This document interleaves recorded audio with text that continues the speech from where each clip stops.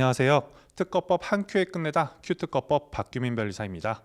오늘은 2025년 62회 변리사 2차 시험 대비를 위한 특허법 강의 커리큘럼에 대해서 간단하게 소개를 드리고자 할 텐데요.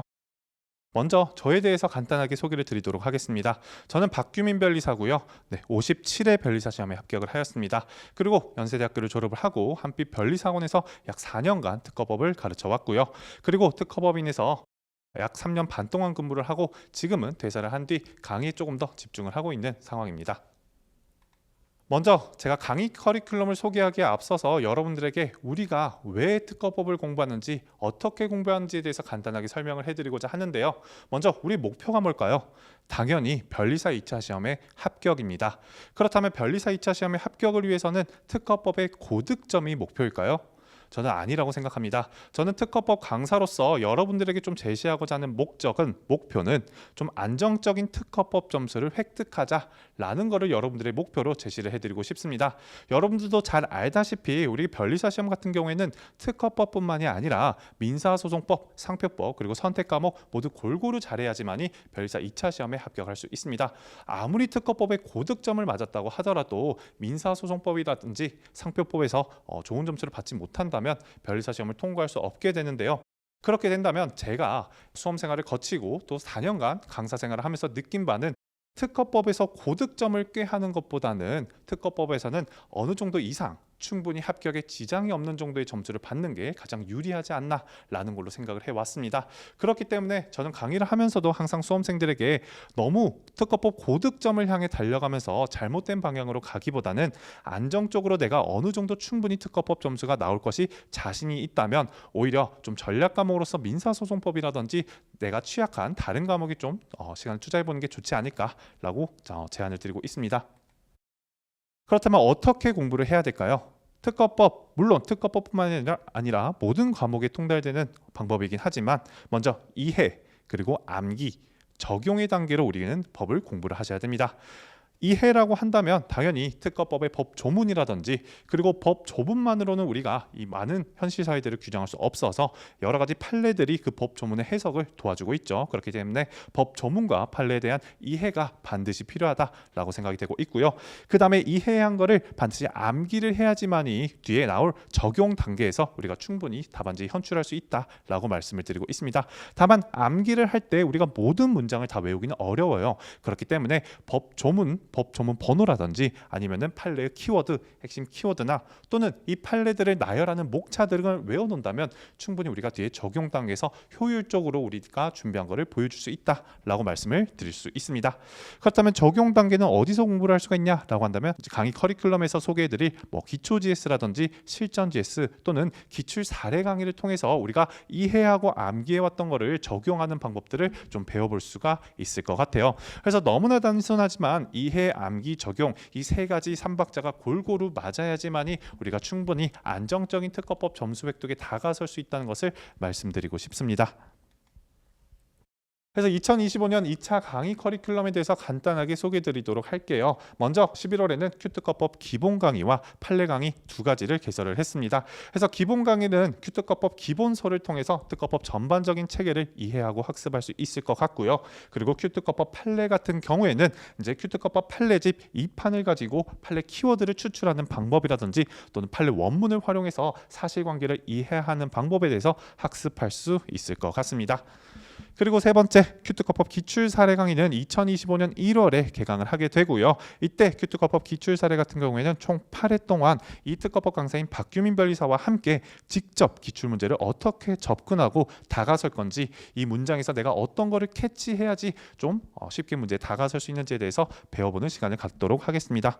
그 밑에는 여러분들이 잘 알고 있는 GS 강의에 대해서 소개를 해드리고 있고요. 다 잘 알다시피 3월부터 6월까지에는 기초 GS 그리고 실전 GS, 콜라보 GS 이 순서대로 개강을 하게 될 겁니다.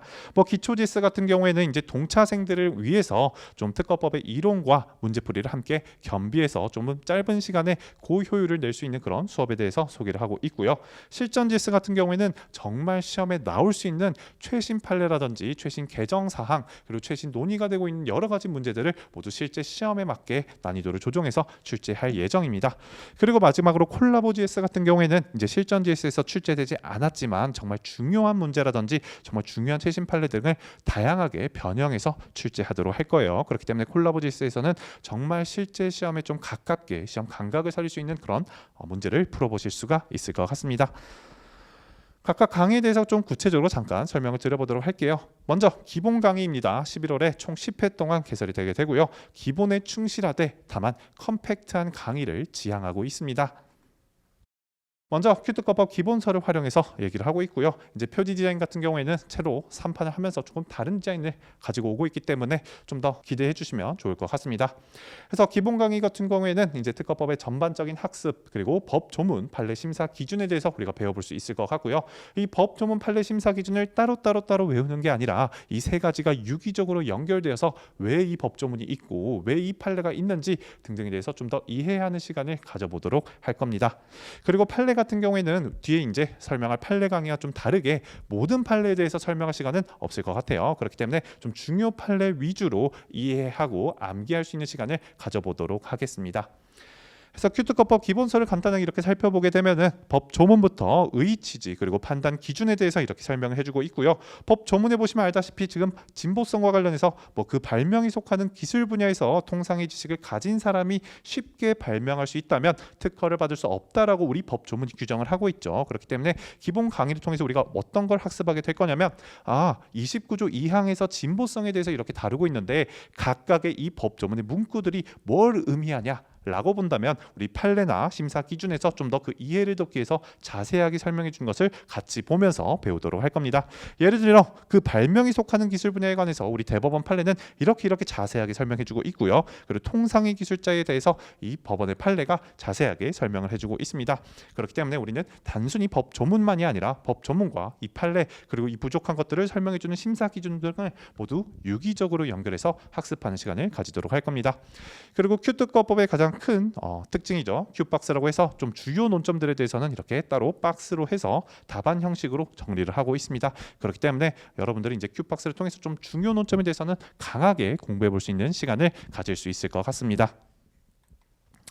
다음 이제 판례 강의에 대해서 간단하게 설명드리도록 할게요. 마찬가지로 11월에 개강이 되고 있고요. 6회 동안 진행이 될 것 같습니다. 이제 기본 강의에서는 너무나 시간이 부족했기 때문에 판례에 대해서 좀 더 심도 있는 이해가 부족했다면 이 판례 강의를 통해서 심화 학습이 가능할 것 같습니다. 그래서 판례의 원문을 활용을 하고 판례 키워드를 추출하고 이 사실관계를 이해하고 파악하는 방법에 대해서 좀 더 공부를 해볼 것 같아요. 그래서 큐특허법 판례집 간단하게 한번 살펴보게 된다면 이렇게 완성된 발명의 판례에 대해서 어떤 게 쟁점이 되는지 간단하게 소개를 해주고 있고요. 그리고 판결 요지 이 부분이 여러분들이 판례의 태도라는 란에 쓸 우리가 핵심 키워드 부분이라고 생각을 해주시면 좋을 것 같습니다. 그리고 이 사실관계의 적용이라는 부분은 이 판결 요지를 바탕으로 우리 대법원이 어떻게 이 문제의 사실관계를 풀어나가는 데 사용했는지 확인할 수 있는 부분이고요. 이런 것들을 확인하면서 이 판례는 이러한 사실관계에서 쓰였기 때문에 유사한 문제에서 이러한 사실관계가 주어진다면 이 판결 요지를 내가 제시를 하면서 이 문제를 풀어나갈 수 있겠구나 정도로 이해할 수가 있을 것 같습니다.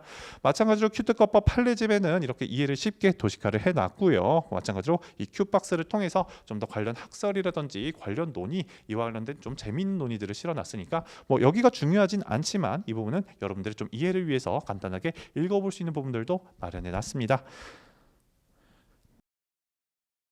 다음은 세 번째 기출 사례 강의입니다. 내년 1월에 개강을 하고 있고요. 그리고 강사와 함께 직접 풀어보는 기출 문제를 메인 테마로 가지고 있습니다. 기출 사례 강의 같은 경우에는 45회부터 61회까지의 기출 문제를 담고 있고요. 강사의 기출 문제 접근법에 대해서 한번 배워보는 시간을 가질 수가 있을 것 같습니다. 그리고 출제자가 왜 이 문제를 출제했는지 당에 최신 판례로 나왔기 때문에 출제가 되었는지 당에 개정이 되었기 때문에 나왔는지 이런 것들도 함께 간단하게 설명드리도록 할게요. 그리고 짱돌이라든지 러프한 문제들이 가끔씩 출제되긴 해요. 그렇기 때문에 이 짱돌이나 러프한 문제가 나왔을 때 내가 만약 수험생이라면 이 특허법 강사가 수험생이라면 어떻게 이 문제를 풀어나갈 수 있는지 어디까지 제시해 볼 수 있는지에 대해서 여러분들께 상세하게 설명드리도록 하겠습니다. 이번에 나온 60일의 기출문제죠. 60일에도 담고 있기 때문에 여기서 뭐 기출문제를 설명할 건 아니지만 예를 들어서 기출 강의를 하게 된다면 이제 여러분들에게 풀 시간을 잠깐 주어지게 되고요. 문제를 풀어나가면서 제가 수험생이라면 이 문제를 읽으면서 이 문제와 이 문장을 어떻게 조합해야 되는지, 이 조합한 문장을 통해서 내가 어떠한 법조문들을 끄집어낼 수 있고 어떠한 판례들을 끄집어낼 수 있는지 차근차근 설명드리도록 할 겁니다. 그리고 그 차근차근 설명을 드리면서 답안까지 어떻게 완성시킬 수 있는지, 그리고 이 배점에 맞게 어디까지 제시할 수 있는지에 대해서도 간단하게 설명을 드리도록 하겠습니다. 마지막으로 GS 강의에 대해서 설명드리도록 하겠습니다. 앞에서 설명드렸다시피 GS 강의는 기초 GS부터 실전 GS, 콜라보 GS까지 3월부터 6월까지 개강이 될 예정이고요. 우리가 이해와 암기 단계에서 배웠었던 법리 등을 어떻게 실제 문제에 적용할 수 있는지를 배워보는 시간입니다. 그래서 우리가 GS 시간을 통해서 뭘 배워야 되냐라고 한다면 강사가 직접 창작한 문제를 보면서 어떠한 쟁점이 문제되고 있는지를 파악하고 이를 현출하는 단계를 배우게 될 거고요. 이와 관련된 여러 가지 법 조문이라든지 판례 키워드 등을 추출할 수 있는지, 그리고 그걸 통해서 아이렉 형식의 답안 작성을 도출할 수 있는지를 한번 연습해보고 우리가 좀 답안 작성의 틀이라든지 방향성을 잡아보는 그 시간을 가져보도록 할 겁니다. 아이렉 형식이라고 하면 이제 큐특허법에서 가장 지향하고 있는 답안 방법인데요. 뭐 어렵지 않습니다. I 이슈라고 해서 문제의 소재를 얘기하고 있고요. R, 이 문제의 소재에서 제시한 이 쟁점과 관련된 법리 등을 소개하는 그런 R, Relation of Law라는 단계입니다. 그리고 A라고 하면 앞에서 제시했었던 법리를 이 문제에 적용하는 Application of Law 단계에 해당되고요. C라고 한다면 Conclusion이다 해서 결론적으로 이 문제에 대해서 뭘 요구하는데, 뭘 물어보는데 적법한지 부적법한지를 물어본다면 거기에 따른 결론을 도출할 수 있는지, 이에 따른 답안 작성의 틀을 마련하고 확립하는 단계를 배워보도록 할 겁니다. 그 다음에 이제 풍부한 사안 포석까지 한번 배워보도록 할게요. 풍부한 사안 포석 같은 경우에는 우리가 판례 원문을 통해서 우리 대법원이 이 판례를 적용해서 어떻게 풀어나가고 있는지를 통해서 우리도 한번 이 판결 요지를 바탕으로 어떻게 사안 포석을 제시할 수 있는지까지 배워보는 시간을 가져보면 좋을 것 같습니다. 그래서 뭐 간단하게 보시면 여러분들 잘 아시다시피 이렇게 문제와 답안 형식으로 나와 있고요. 이 문제에서 진보성으로 주장할 수 있는 내용에 대해서 묻고 있다면 이 진보성과 관련된 것을 문제의 소재, 이슈로서 제시하고 있고요. 관련 법리들을 이렇게 판례 태도로서 제시하고 있습니다. 그 다음에 사안의 경우로서 이 판례를 적용해서 문제를 풀어나가고 있죠. 다음에 이제 결론까지 제시해 주는 게 아이렉 형식 답안이다 라고 생각을 해주시면 좋을 것 같아요. 그래서 GS 강의 때는 이렇게 문제와 답안뿐만이 아니라 판례 보충 자료도 제공을 하게 되는데요. 뭐 판례 보충 자료는 EQ특허법에서 가장 자신 있고 강점이라고 생각하는 부분이기 때문에 여러분들 모두 판례 보충 자료를 받아보시면 굉장히 만족을 해왔고 여러분도 만족하실 거라고 자부하고 있습니다. 그래서 판례 보충제로 간단하게 구성을 살펴보게 된다면 이 발명의 동의성과 관련된 대법원 판례에 대해서 판결 요지와 사실관계 순으로 제시를 하고 있고요. 우리 답안에서는 이 판결 요지 부분을 이 판례의 태도란에 적어주고 있고 사실관계 부분을 이 사안 포섭에 적용하는 식으로 판례 보충 자료를 어떻게 활용할 수 있는지 그 방법에 대해서도 GS 강의를 통해서 배워볼 수 있을 것 같습니다. 네, 여기까지 해서 2025년도 60회 별사 2차 시험 대비를 위한 특허법 강의 커리큘럼 소개를 마치도록 하겠고요.